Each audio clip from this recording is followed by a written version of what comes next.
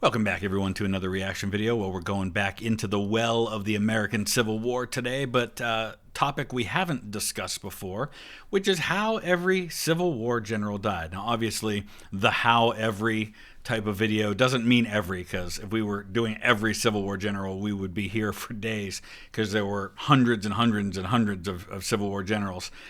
So these are just some of the prominent ones. This is from a channel called the Scribble Scholar, which I have not looked at before, but this was recommended to me over on Discord in the video recommendations. If you want to be able to offer recommendations in the video recommendations on Discord, the only thing you need to do to be able to access the Discord is to sign up as a member or a patron, and you'll get access to the link, the invite that will allow you to join. We're not trying to keep stuff behind a paywall like that, but it's really more for our mods, just to keep it to a manageable number. We had a Discord before and it got out of control and we just couldn't keep up. So by limiting it to people who have signed up as patrons and members, it makes it more manageable for the mods who manage that page. I'm an active participant, but I'm not the one who started it or runs it. With that said, speaking of patrons, I want to thank Leo in Waxahachie, Texas. I hope I pronounced that right. If not, hopefully I'm close. But thank you, Leo, for your support on Patreon going all the way back to October. I really appreciate it. Let's dive into this one. So my plan is to let each one of these play all the way through, and then I'll offer my commentary at the end to kind of fill in the blanks and give a little more context and a little more depth to the conversation. 23rd, 1885, 63-year-old General Ulysses S. Grant died at his cottage in Mount McGregor, New York. Grant had commanded all Union armies during the Civil War and served as the 18th President of the United States. In his final years, Grant had been swindled out of his entire fortune by a corrupt investment firm, leaving him completely broke. Grant developed severe throat cancer, likely caused by his lifelong habit of smoking up to 20 cigars daily. Okay, I'm not going to make it that far because it looks like these are pretty long and I don't want to forget things. So let's talk about a couple things he's said so far. Number one, I should point out, and we're arguing semantics here, but he was not a lifelong smoker of cigars. The cigar smoking actually started during the Civil War, so that's already like 2/3 of the way into his life, right? He's already in his 40s by that point, or right around 40. There was something about after the surrender of Fort Donelson by Confederate forces to him, an image, appeared in the newspaper showing him with a cigar, and people started sending him cigars by the thousands, and that's when he started smoking them. Up until then, I think the only thing he really smoked was a pipe regularly. So he developed that habit then. It's definitely still what caused the cancer, no doubt, but just some clarification there. Yes, he if there's one thing can be said of Grant, he was way too trusting, and he could be very naive when it came to people close to him taking advantage of him. And that definitely happened more than once in his life. It's what led to a lot of the corruption in his administration, and it's what led to him basically being broke, despite having had a lot of wealth lavished upon him in the years after the American Civil War, gifts of homes and different things. He and his wife had taken a trip to Europe, and so he wasn't really planning to write his memoirs, but he realized he had to in order to save his family from ruin, financial ruin, and we're so glad he did because it's one of the best memoirs you will ever read. It's absolutely fantastic. Cancer destroyed his throat, making it impossible for him to speak or swallow. Grant was in constant agony from the disease. To save his wife Julia from poverty after his death, Grant agreed to write his personal memoirs. Mark Twain would publish the book and promised Grant's family generous royalties. Grant approached the writing project like a military campaign, racing against his own death.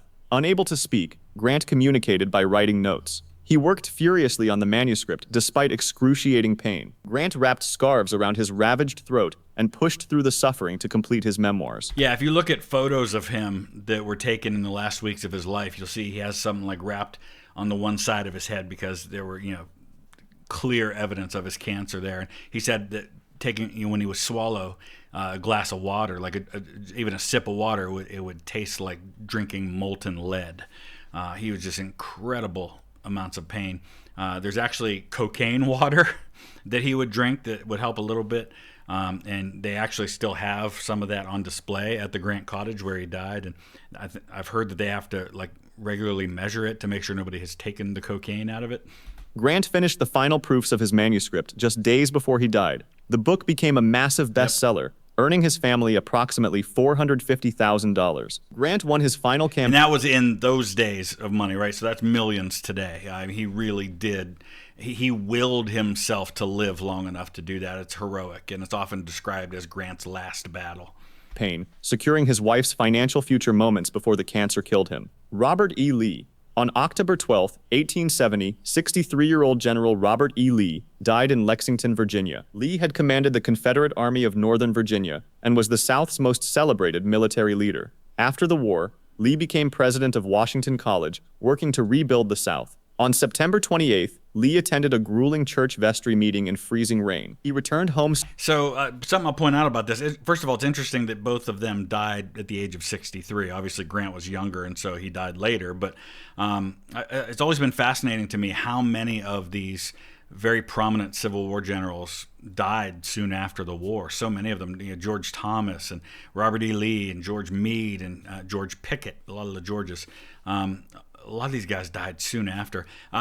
Remember that rain that they're talking about, because that actually plays a role in Lee's funeral. Soaked and chilled. That evening, Lee sat at his dining table with his family to say grace before dinner. Lee opened his mouth to speak the blessing, but no words came out. He had suffered a massive stroke that paralyzed his ability to speak. Lee was carried to his bed, where he lingered for 2 weeks, unable to communicate clearly. On the morning of October 12th, a heavy thunderstorm rolled through Lexington. The sound of thunder seemingly transported Lee's mind back to the battlefield. In his final delirium, the old general believed he was commanding troops again. Lee's last words were a military command: strike the tent. He took his final breath moments later. The command. So one of the things that's always fascinated me about, like, Lee and Stonewall Jackson, same thing. His last words were commands to, like, tell A.P. Hill to come up and things like that. And then he says, let us cross over the river and rest under the shade of the trees. But you can see where their minds go to, like, one of the most prominent and quite memorable parts of their lives. So Robert E. Lee, after he dies, because of all the rain that had been happening, there was a lot of flooding. And my understanding is that, like, the only available caskets, many of them had been washed away by the flooding somehow, and they ended up having to bury him in a smaller casket. And so they couldn't bury him with his boots on, because he's a pretty tall guy. So just weird little details like that. The commander of the Army of Northern Virginia died, giving one last order, his mind lost in memories of war. Stonewall Jackson. On May 10, 1863, 39-year-old Lieutenant General Thomas Stonewall Jackson died at Guinea Station, Virginia. Jackson was Robert E. Lee's most brilliant tactical commander and the Confederacy's greatest military asset. His death resulted from a... I just got to correct something here. It looked like he had his right hand, his right arm is the one that was amputated. It was actually his left. Tragic mistake on the battlefield. On May 2nd, Jackson had led a devastating flanking attack at the Battle of Chancellorsville. After dark, Jackson rode ahead of his lines to scout Union positions. As he returned to Confederate lines, nervous pickets mistook his party for Union cavalry. Confederate soldiers opened fire on their own general in the darkness. Jackson was hit 3 times by friendly fire. 2 bullets struck his left arm, shattering the bone completely. 1 bullet hit his right hand. Surgeons amputated Jackson's mangled left arm. Jackson's chaplain, Beverly Tucker Lacey, took the severed limb and buried it at Elwood Manor in Virginia. The arm... Yeah, you can actually still see, I think it's one of the only tombstones in that cemetery is the one for Jackson's arm at Elwood Manor. Received a proper burial with full Christian rites. Jackson initially seemed to recover from the amputation. However, he developed pneumonia and died 8 days after being shot. So there's speculation about this because Stonewall Jackson was a known hypochondriac. He had some really weird ideas about things. Like, he would constantly suck on lemons. He didn't really have chairs in his house because he didn't like the way his organs sat on each other if he was sitting down. He would always hold his one arm up in the air while he was on a horse, and that actually led to him being wounded at the First Battle of Bull Run, and may have been why one of his arms got hit at Chancellorsville. But there's been speculation about that hypochondria maybe having led to his death. I don't know how true it is. I'm not a doctor. But he liked to lay in bed with like cold cloths laid on him. And so one of his aides, knowing that about him, had laid them on him, and people say that maybe that led to him developing pneumonia. But pneumonia was a common danger that you could deal with when recovering from wounds and laying in bed for a long time. So there's any number of reasons why that could have happened. It's also really interesting that probably the 3 most prominent Confederate generals to be shot during the American Civil War were all likely the result of friendly fire. Stonewall Jackson, you have Albert Sidney Johnston at Shiloh, which was almost certainly friendly fire as well. And then you had James Longstreet severely wounded at the Wilderness by friendly fire. His last words were, "Let us cross over the river and rest under the shade of the trees." Today, Jackson's severed arm has its own tombstone in Virginia. So there's some stories about this too, because back, I think, in the early part of the 19th or of the 20th century, there were some military maneuvers going on around the Wilderness battlefield, which is where his arm is buried, and supposedly one of the officers there had it dug up. Who knows if that's an apocryphal story, if it's actually true. Separate from his body buried in Lexington. John Sedgwick. On May 9, 1864, 50-year-old Major General John Sedgwick was killed at the Battle of Spotsylvania Courthouse in Virginia. Sedgwick was a beloved Union general during the American Civil War, known for his courage and care for his troops. His death became famous because of the words he spoke moments before. Confederate sharpshooters were firing at Union positions from about 1,000 yards away. Sedgwick's soldiers were taking cover, dodging and crouching to avoid the distant rifle fire. Sedgwick was annoyed by what he perceived as unnecessary fear. Sedgwick stood up straight in the open, fully exposed to enemy fire. He began mocking his men for their caution. Sedgwick pointed toward the Confederate lines and shouted his famous last words, "They couldn't hit an elephant at this distance." Before he could finish speaking, a Confederate sharpshooter's bullet struck Sedgwick directly under his left eye. So it's often told, this story, as it almost like the bullet interrupts him saying it, or it happens right as he gets the words out. I'm not entirely sure that part is true. What is true from the eyewitnesses is that those were the last words that he spoke, but it could have been several minutes later when he got hit. But he was known as Uncle John Sedgwick. He was beloved by his men, incredibly popular, very competent general on the battlefield. Not an amazing, masterful general, but good, very good. And he was also the highest ranking Union soldier killed during the entire war. There's a lot of debate about that because Sedgwick was a corps commander, and James McPherson was an army commander commanding the Army of the Tennessee when he was killed at the Battle of Atlanta in July of '64. But the way you figure out who's the highest ranking, it's based on the date of your rank. If you both have the same rank, Major General Volunteers, for example, or Major General in the regular army, whatever it might be, it's whoever got that promotion first is the higher rank. And Sedgwick outranked McPherson. The bullet entered his brain and killed him instantly. Sedgwick collapsed dead mid-sentence. His troops were devastated by the loss. Sedgwick's death demonstrated the deadly accuracy of Civil War rifled muskets. I will say this. I don't know if I'd go that far. Were rifled muskets accurate? Absolutely. The combination of the rifling and the mini ball, which was a relatively new innovation on the battlefield within the previous decade or so, caused guns to become much more accurate. But at 1,000 yards, and I don't know if we have any idea for sure that that's how far the shot came from. At 1,000 yards, you're not hitting a bullseye, right?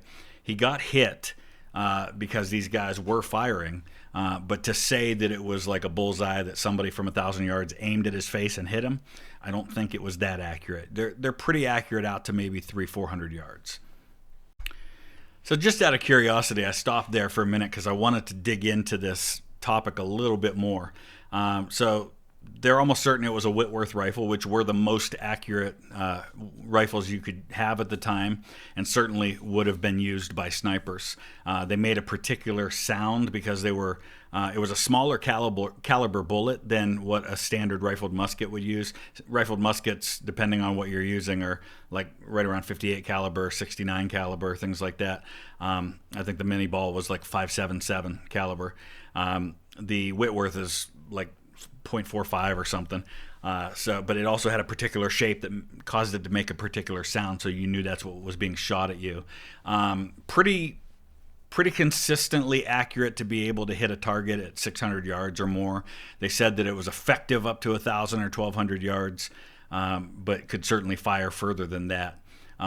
But there's no real accurate testing I can find to where you can see how much you could kind of group things together. But it's certainly absolutely plausible that a Confederate who was aiming at Sedgwick did hit him, even if he wasn't aiming exactly for the spot that he hit. His last words became one of history's most ironic final statements, repeated for generations as a warning against overconfidence. Albert Sidney Johnston. On April 6, 1862, 59-year-old General Albert Sidney Johnston died at the Battle of Shiloh in Tennessee. Johnston was the highest-ranked... This isn't an AI narration, is it? Maybe it's just somebody who doesn't know how to pronounce things, but sometimes it's hard to tell. ...officer on either side killed in combat during the Civil War. He commanded Confederate forces in the Western Theater. Johnston was riding on the front lines during the battle when he was struck by a stray bullet. The bullet hit him behind his right knee, severing his popliteal artery. This was a catastrophic injury that would cause rapid blood loss. However, Johnston had suffered nerve damage in that leg years earlier during a duel. The nerve damage meant he couldn't feel pain in that area. So I'm not entirely sure. There's a couple things about Johnston here. Number one, he was a 4-star general on the Confederate side, second highest ranking Confederate soldier after Cooper, Sidney Cooper, who didn't really see field combat. So Johnston had been wounded in this duel that was fought during the Texas War the aftermath of the Texas War of Independence, where Johnston was a general in Texas. There's a couple of things people talk about. Number one, he had sent his personal surgeon off to treat some wounded Union soldiers, and therefore he wasn't there to apply a tourniquet, which would have saved his life. But I'm not sure that would have mattered. It was a pretty catastrophic wound that severed a major artery in his leg. And by the time he even knew that he was wounded because of the nerve damage, it was, I think, too late. He is hit during this charge, which he had no business as an Army commander being on the front lines leading a charge in the afternoon at that battle. He shouldn't have done that, but he's riding back from the charge, and I believe it was Isham Harris, who was governor of Tennessee, who says, "Are you hurt, General?" And he says, "Yes, and I fear seriously." And those were the last words he spoke. He almost immediately passed out of the saddle, and they pulled off his boot, and it was just full of blood because of the wound. So I'm not sure at that point applying a tourniquet would have saved his life. Maybe if he had felt it sooner and gotten a tourniquet on there, I don't know. Johnston remained upright in his saddle, continuing to command his troops, completely unaware he was bleeding to death. Johnston's leather riding... The thing is, we don't know when he was hit because he didn't feel it. So that's where the speculation comes in. The reason it's suspected that it was friendly fire, number one, because it was in the back of his leg that he got hit. But also the surgeon who removed the bullet said that it was an Enfield. It was fired by an Enfield, which had a different caliber. It was a .58 caliber, though it could fire mini balls.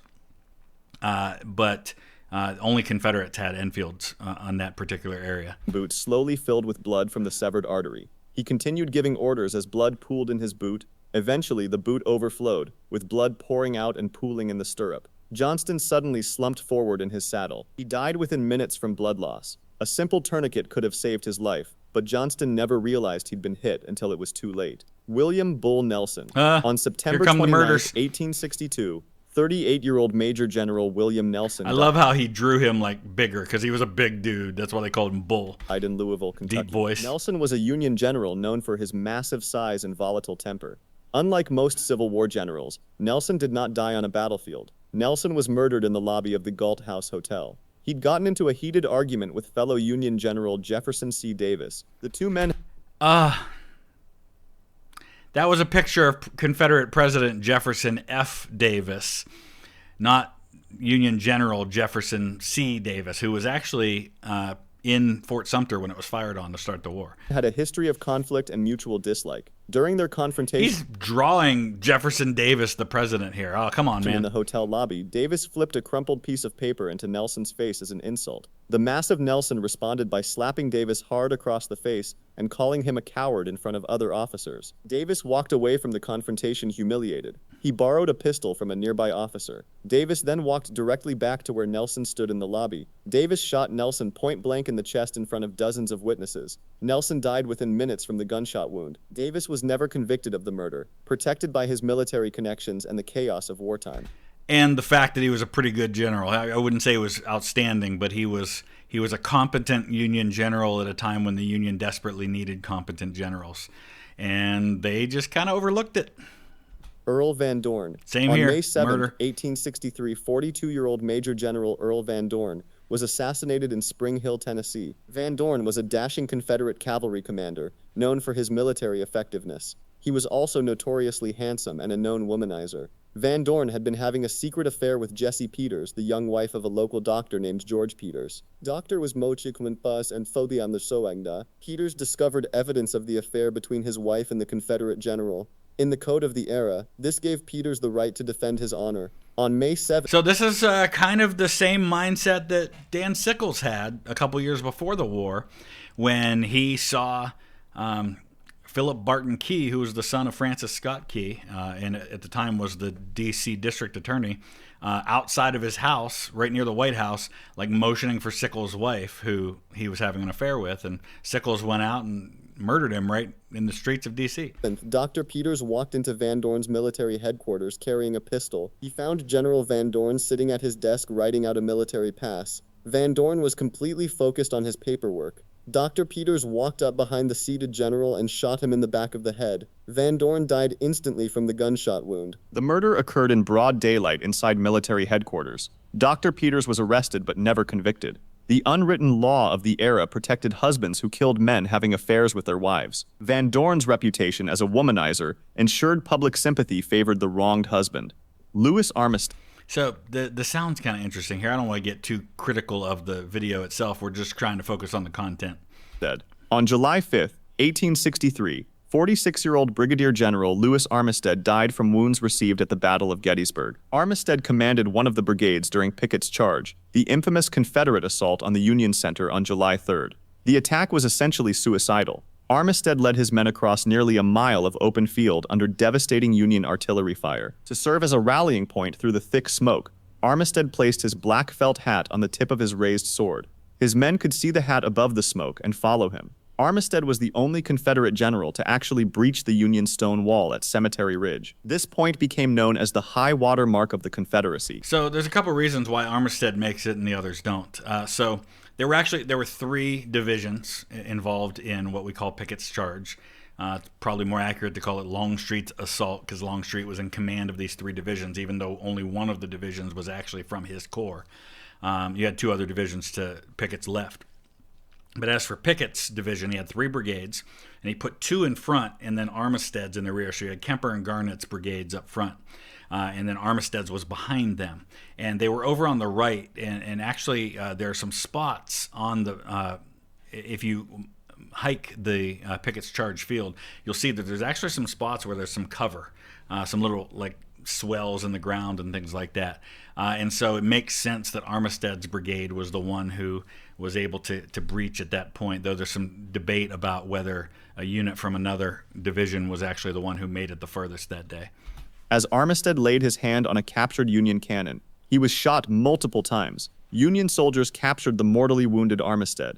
He was taken to a Union field hospital for treatment. So here's the thing. He wasn't actually considered to be mortally wounded. It's only in hindsight we can say that because we know he died.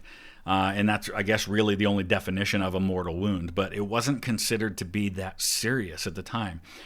Men recovered regularly from far more severe wounds than that. Just one of those things where his heart gave out or just some complication happened, and he died when he wasn't expected to. Ironically, Armistead's best friend from before the war, Union General Winfield Scott Hancock, had been commanding the troops that shot him. Armistead died 2 days later from his wounds. His breach of the Union line represented the closest the Confederacy came to victory at Gettysburg. After Armistead fell, the Confederate attack collapsed completely. Yeah, and Hancock's wound was actually pretty serious itself. He was on his horse, and a bullet hit the saddle of his horse, and it drove a nail from the saddle into his hip. Pretty serious wound. J.E.B. Stuart. On May 12, 1864, 31-year-old Major General J.E.B. Stuart died in Richmond, Virginia. Stuart was the legendary Confederate cavalry commander, known for his flamboyant style and daring raids. He wore a plumed hat and cape, embodying the romantic ideal of the cavalier. Stuart was mortally wounded the previous day at the Battle of Yellow Tavern. He was on horseback firing his revolver at retreating Union cavalrymen. A 44-year-old Union private named John A. Huff was running away on foot when he turned around. Huff fired his revolver without carefully aiming, just shooting back at his pursuers. The bullet struck Stuart squarely in the stomach. The greatest cavalry general of the Confederacy was brought down by a fleeing foot soldier's desperate shot. Yeah, and this kind of thing happens sometimes, right? I mean, it's weird the freak ways in which prominent generals died. Jeb Stuart, James Ewell Brown Stuart was his name. Jeb Stuart's one of those examples of that. A.P. Hill is killed in the last week of the war in Virginia. James McPherson just kind of was trying to ride to deal with a kind of a surprise attack that had happened in the rear of his army. And he rode into a gap in the lines where there are no men, and he comes across this Confederate patrol who orders him to surrender. He kind of grabs his hat like he's going to lift his hat, and he turns around to ride away, and he gets shot, and one bullet pierces his chest and happens to kill him. Stuart was taken to Richmond, where doctors tried to save him. The abdominal wound was fatal. Stuart lingered for a day in agony before dying. The flamboyant cavalry commander who'd ridden circles around Union armies died from a random shot fired by a retreating private. So I said Rock of Ages. He was his favorite hymn was Rock of Ages, and that was among the last things that was happening in his room when he died. And there's a interesting tribute to that if you watch the movie Gettysburg, when Jeb Stuart finally shows up and they show him riding over to General Lee's headquarters. The band that's playing is playing Rock of Ages.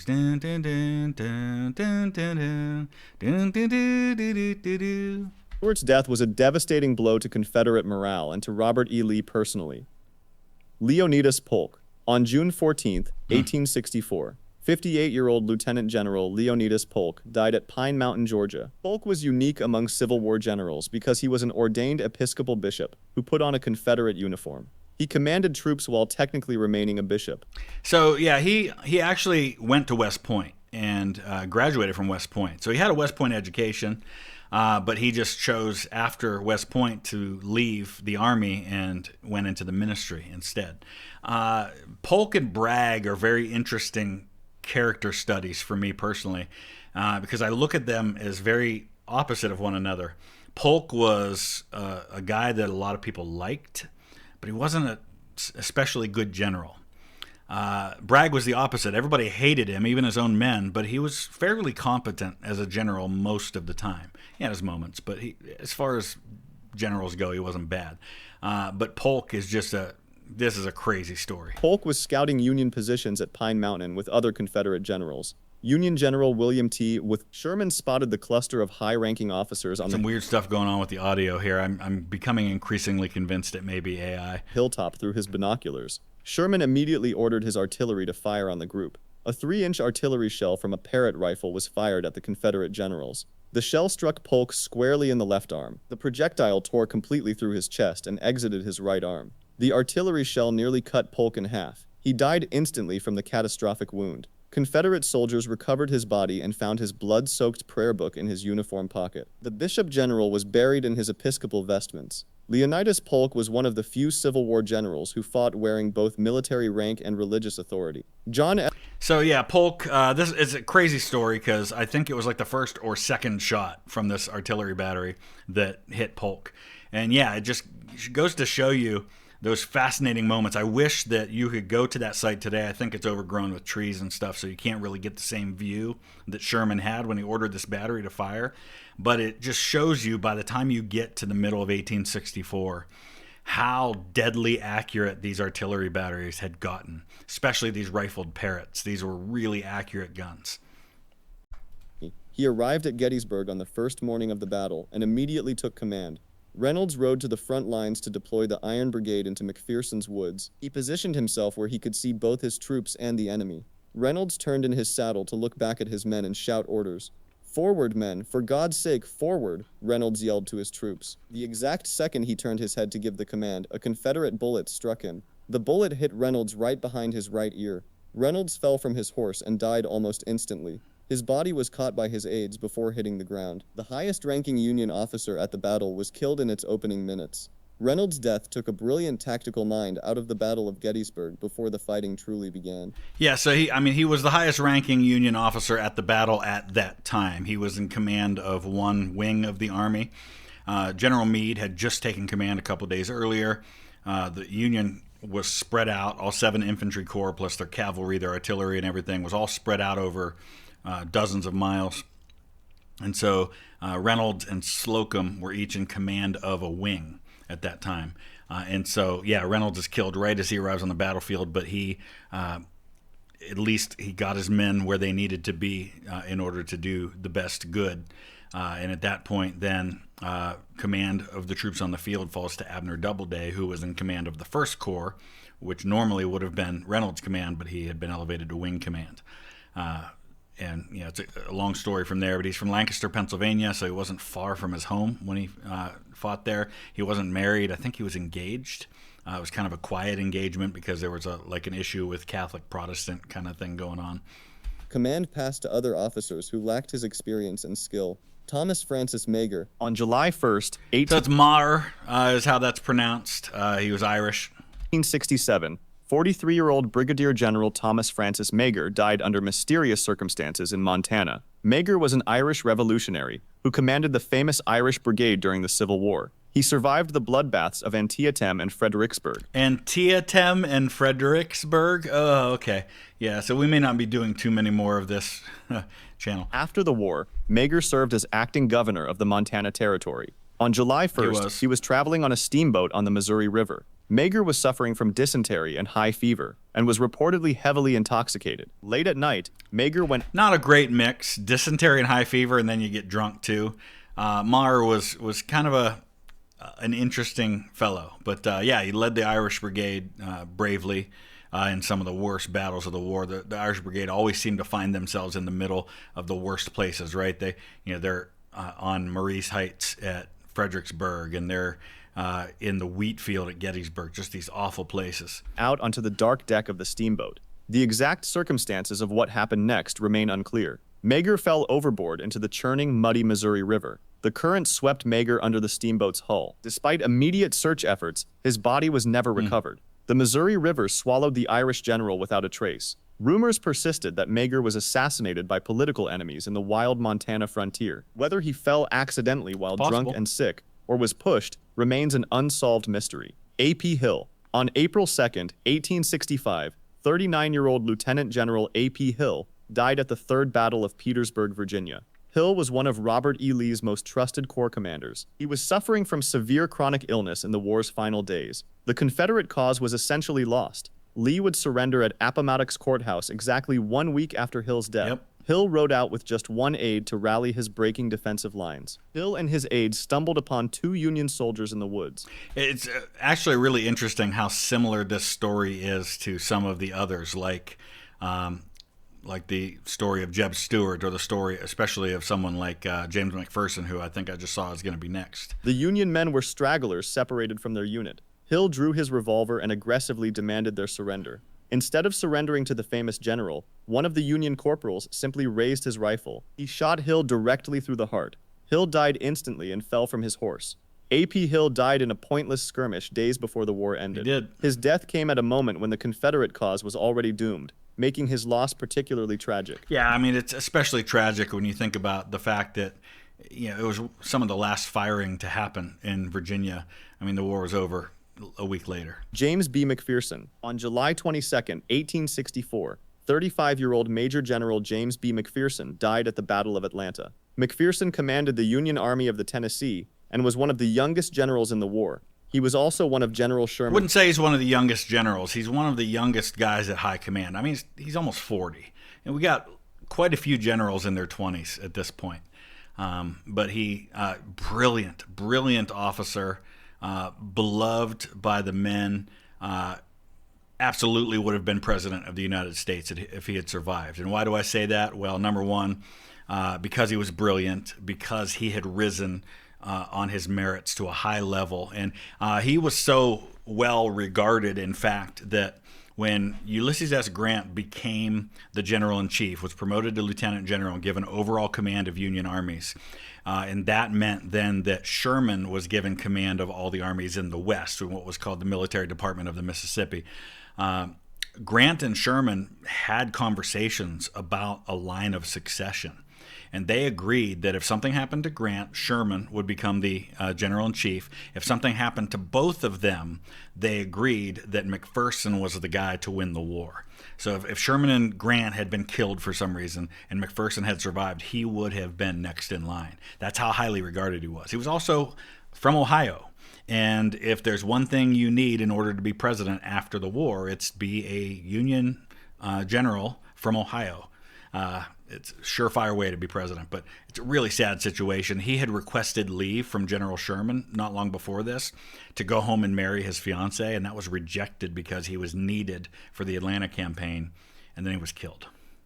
Most trusted subordinates. McPherson was riding his horse to inspect his lines when he accidentally rode into a gap between Union positions. He stumbled directly into an advancing line of Confederate skirmishers. The Confederate soldiers immediately ordered him to surrender. McPherson realized his mistake instantly. Rather than surrender, he politely tipped his hat to the enemy soldiers in a gentlemanly gesture. He then suddenly wheeled his horse around and spurred it into a desperate gallop to escape. The Confederates fired a volley at the fleeing general. Multiple bullets struck McPherson in the back. He was killed instantly and fell from his horse. McPherson's body was recovered by Union forces. His death was deeply mourned by Sherman and the entire Union command. So I wrote about this incident in my book, Trumbull County Boys, which you can get on Amazon now. This was a big deal at the time because the guys I'm writing about, the 20th Ohio, are fighting just a couple hundred yards away from where this happened. And their brigade commander was a guy named Robert Scott, Colonel Robert Scott, who happened to be nearby when this happened. And he rode upon the scene immediately after McPherson was shot.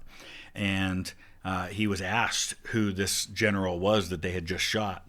And Scott, who was now captured at that point, said, "Sir, this is General McPherson. You have killed the best man in our army." That was really just how people felt about this guy. He was the highest-ranking Union officer killed during the Atlanta campaign. Yeah, well, he was the highest-ranking Union officer killed in the Western Theater, I think. I think he was second only to Sedgwick in terms of overall rank during the war. John Hunt Morgan. On September 4th, 1864, 39-year-old Brigadier General John Hunt Morgan died in Greenville, Tennessee. Morgan was known as the Thunderbolt of the Confederacy for his daring cavalry raids. Did a podcast about him. Thunderbolt of the Confederacy is the title of the podcast. It's if you look in the link or just go to where you get podcasts, Stories of the Civil War podcast. He'd conducted spectacular raids deep into Union territory, becoming a Confederate legend. Morgan was staying at a house in Greenville when Union cavalry surrounded the building in a surprise attack. Morgan ran out the back door trying to escape the trap. He attempted to hide in the muddy grapevines growing in the homeowner's garden. A Union private spotted Morgan slinking through the vines. The soldier fired his rifle, hitting Morgan in the back. Morgan fell face first into the mud and crushed grapes. The legendary cavalry raider was denied a warrior's death. His body was stripped of its uniform and thrown across the back of a horse. Morgan's corpse was paraded through the streets in the mud as a trophy. John Hunt Morgan, who'd terrorized Union forces with his raids, died hiding in a garden and was humiliated in death. It's pretty crazy when you think about it, because Morgan had actually escaped from prison when he was captured just about a half hour from my house near Lisbon, Ohio. At the end of his raid in the summer of '63, he's taken to the Ohio State Penitentiary, and he ends up escaping from there, only to die the way that he did. All right, so that gave us a great topic to talk about. Hopefully you learned a few things. Is there somebody, one of the Civil War generals, that you think has a pretty interesting story surrounding their death that should be added to this list? Let us know in the comment section below. I want to thank Marcus in Lebanon, Tennessee, and Jonathan in Winchester, Virginia, for your support on Patreon. If you want to learn more about how to support the channel on Patreon, the link is in the description. There's a ton of links in the description. Anytime you want to know about group tours that I have going on that are available to be booked. If you want to check out my other channels, if you want to see my podcast information, any of that stuff, just look at all the links in the description. Great place to check that out. Thanks for watching.